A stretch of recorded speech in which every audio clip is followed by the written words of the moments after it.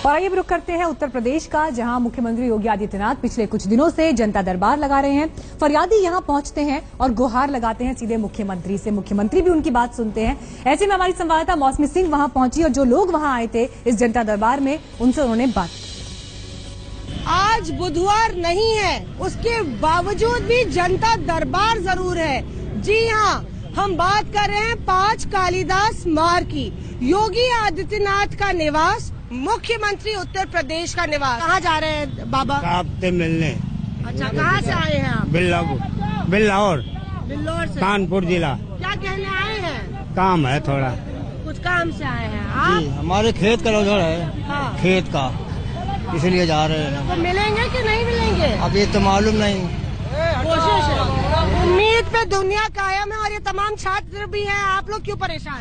हम लोग अपनी ये मांग रखने आए हैं मुख्यमंत्री साहब के पास कि हमारा जो है अधीनस्थ चयन आयोग का जो इंटरव्यू रोक लगा दी गई है, उसको हटा करके हमारा इंटरव्यू जो है पुनः जो है वो कराया जाए। तो आपको लगता है मुख्यमंत्री साहब सुनेंगे? हाँ, बिल्कुल सुनेंगे। हम लोग वही सुनवाने के लिए, क्योंकि हमारी गवर्नमेंट है। हमने भ्रष्टाचार को मिटाने के लिए बीजेपी को लाया और माननीय योगी आदित्यनाथ जी को के ऊपर हमको पूरा भरोसा है कि वो लोग हम लोग साथ अन्याय नहीं करेंगे। सभी वर्ग, सभी तबके के लोग आते हैं। बाबा अभी मिलने गए थे अंदर? लड़कियां गए हमारी। अच्छा, लड़कियां गई हैं। क्या कहने, क्या किस बात को लेके गए हैं? तलाक वाले मसले में। तलाक वाले मसले में। कितनी आपकी बच्चियां हैं? भतीजी हमारी। अच्छा, तो मुलाकात हुई कि नहीं? मुलाकात होगी, है अभी अंदर। क्या समस्या आ रही है उनको? लड़की भिजवाई जाए वहाँ। अच्छा, तलाक दे दिया है क्या? जी। फर्जी तरीके से तलाक दिया गया है हमें और दहेज के लिए प्रताड़ित किया जाए। और एक जब से बच्ची का जन्म हुआ लड़की का, तब से और भी ज्यादा जो है प्रताड़ित किया जा रहा है। 6 महीने शादी हुए, 11 साल की बच्ची है। हाँ। क्या नाम है बाबा आपका? हमारा नाम मोहम्मद हनीफ छोटे मियाँ।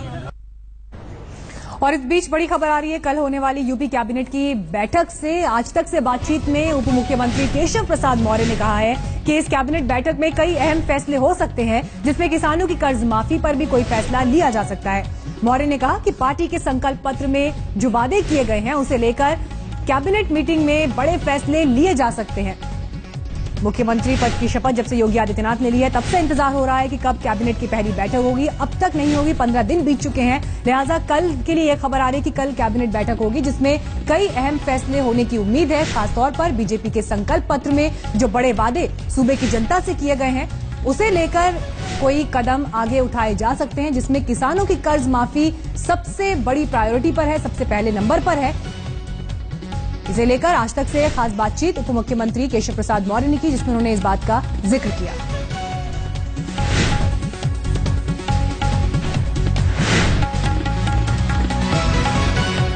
ये पहला मौका है जब उप मुख्यमंत्री ने इस तरह से साफगोई के साथ इस पर अपने विचार रखे, क्योंकि अब तक लगातार ये कहा जा रहा था कि किसानों की कर्ज माफी एक बड़ा मुद्दा है, इसे कैसे अमल में लाया जाएगा, इसे लेकर सरकार माथापच्ची कर रही है। और इसी वजह से कैबिनेट की मीटिंग में देरी भी हो रही है, क्योंकि 15 दिन बीत गए और अभी तक एक बार भी कैबिनेट की बैठक नहीं हुई। तो उप मुख्यमंत्री ने आज इस पर यह अहम बयान दिया। आज तक से खास बातचीत में उन्होंने कहा है कि कल कैबिनेट की बैठक होगी और बीजेपी का संकल्प पत्र, जिसे लेकर चुनावी मैदान में पार्टी कूदी थी, किसानों की कर्ज माफी और कुछ और अहम मुद्दों को लेकर कल की बैठक में अहम फैसले हो सकते हैं। फिलहाल यहां रुकेंगे हम एक ब्रेक के लिए, लेकिन ब्रेक के बाद आपको दिखाएंगे मुख्यमंत्री योगी का यूपी में शासन को चुस्त दुरुस्त करने के लिए योगी आदित्यनाथ ने अधिकारियों की तो क्लास लगाई ही, लेकिन कैसे आम आदमी भी उन तक पहुंच सकता है, इसकी भी एक मिसाल सामने आई कानपुर से। दरअसल कानपुर में एक युवक को कुछ दबंग परेशान कर रहे थे।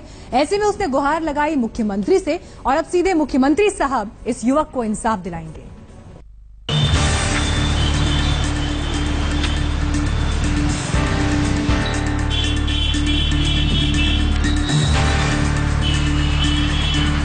कागजात को देखता परेशान होता एक युवक।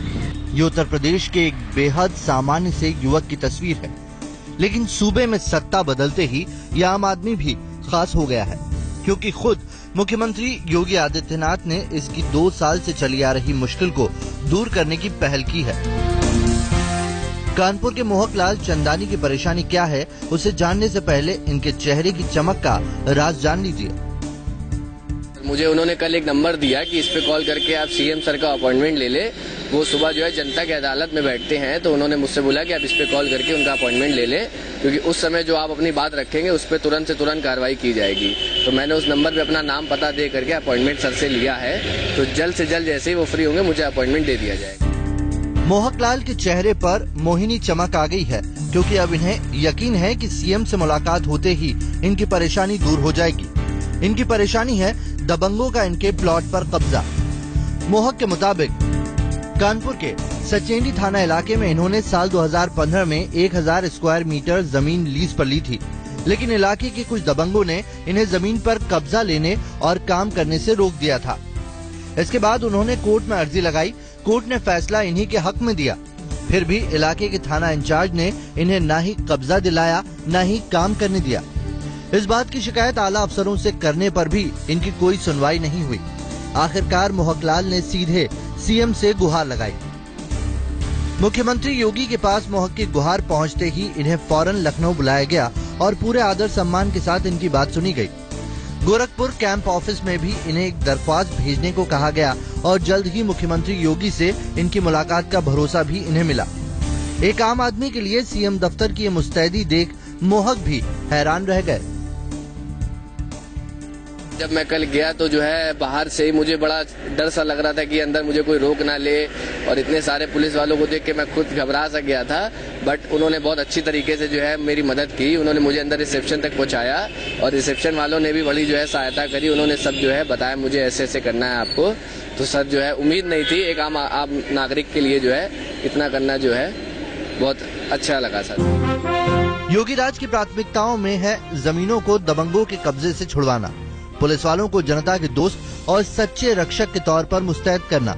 और कानपुर के इस शख्स की बातें मिसाल है कि योगी का दरबार हर किसी के लिए खुला है। रंजय सिंह, कानपुर, आज तक। चलिए फिलहाल यहाँ एक ब्रेक के लिए रुकेंगे, लेकिन ब्रेक के बाद आपको ले चलेंगे पश्चिम बंगाल और दिखाएंगे आपको जादवपुर यूनिवर्सिटी में एक बार फिर लगे देश विरोधी नारे। पश्चिम बंगाल की जादवपुर यूनिवर्सिटी एक बार फिर सुर्खियों में है, क्योंकि आरएसएस के सेमिनार से भड़के छात्रों ने यहां पर जबरदस्त तरीके से विरोध प्रदर्शन किया। छात्र आज भी प्रदर्शन की तैयारी में हैं।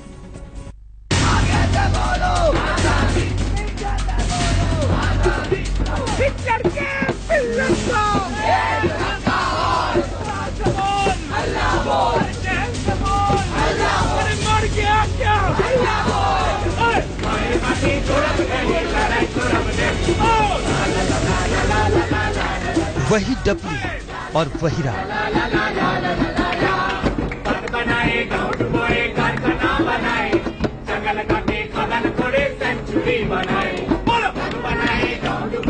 जादवपुर यूनिवर्सिटी में छात्र एक बार फिर आजादी के नारे लगाते विरोध में उतर आए हैं।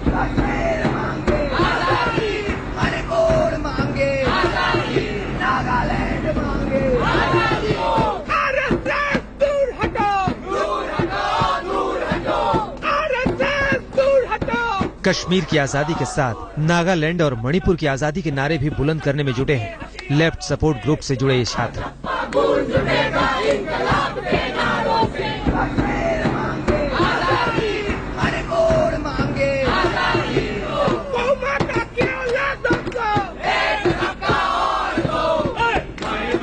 साथ में तरह तरह के पोस्टर भी इनके हाथ में हैं, जिनमें नाइजीरियाई छात्रों पर हमले का विरोध है।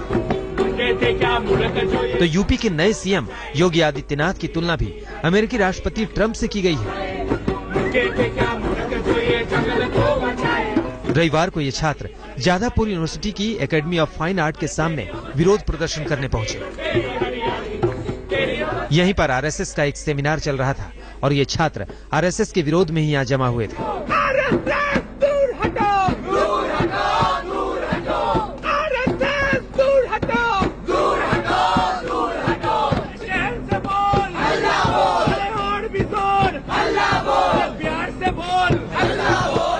संघ का सेमिनार बांग्लादेश में हिंदुओं और वहां के अल्पसंख्यकों पर हो रहे अत्याचारों के खिलाफ था, लेकिन ये छात्र संघ के सेमिनार का विरोध कर रहे थे। The RSS is conducting a seminar on the issue of minorities in Bangladesh. Now we think the same RSS which has been the reason for the deaths of thousands in Godhra, in Neli, in Muzaffarnagar cannot address the minority issue. छात्रों के इस प्रदर्शन पर BJP का कहना है कि left समर्थित इन छात्रों को बरगलाया जा रहा है, लेकिन ये विरोध बेमानी है। नहीं, क्यूबा में जब चावल खत्म हो जाता है यहाँ जुलूस निकलता है, रसिया का निकलता है, अफगानिस्तान में कभी निकलता है, और बांग्लादेश का नहीं होगा। बांग्लादेश एकमात्र देश भारतवर्ष है, दुनिया में कहीं भी हिंदू का ऊपर कुछ हो यहाँ उसका प्रतिवाद होगा, प्रोग्राम होगा, और इनकी बस की बात नहीं कि इसको बंद करें, केवल चिल्लाएंगे लोग। पढ़ाई की जगहों पर सियासत और उससे भी आगे बढ़कर राष्ट्र विरोधी नारेबाजी की आंच दिल्ली से होते हुए जादवपुर तक तो पहले ही पहुंच चुकी थी, लेकिन अब हर मुद्दे पर छात्रों की ऐसी नारेबाजी सवाल खड़ा करती है कि आखिर अभिव्यक्ति की आजादी की सीमा क्या होनी चाहिए, छात्रों की सोच और प्राथमिकताएं क्या होनी चाहिए।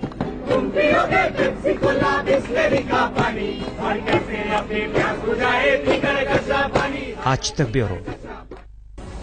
फिलहाल यहाँ रुक रहे हैं ब्रेक के लिए, लेकिन ब्रेक के बाद मॉर्निंग स्पेशल में आपको दिखाएंगे 15 दिन योगी सरकार के 15 मंत्र।